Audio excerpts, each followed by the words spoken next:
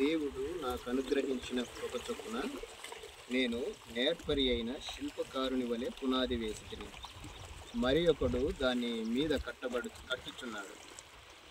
ప్రతివాడు దాని మీద ఎలాగూ కట్టుచున్నాడో జాగ్రత్తగా చూసుకొనవలె.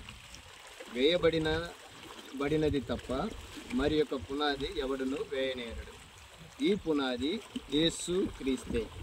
ఎవడైనను ఈ పునాది మీద బంగారము, వెండి, వెలగల రాళ్ళు, కర్ర, గడ్డి, కొయ్య, కాలు మొదలైన వాటితో కట్టిన ఎడల వాని పని కనబడును. ఆ దినము దానిని తేటపరచును. అది అగ్ని చేత బయలుపరచబడును. మరియు వాని పని ఎట్టిదో దానిని అగ్నియే పరీక్షించును. పునాది మీద ఒకడు కట్టిన పని నిలిచిన ఎడల వాడు జీతము పుచ్చుకొనును. ఒకని పని కాల్చివేయబడిన ఎడల వానికి నష్టము కలుగును. అతడు తన మట్టుకు రక్షింపబడును గాని అగ్నిలో నుండి తప్పించుకున్నట్టు రక్షించబడును. అగ్నిలో నుంచి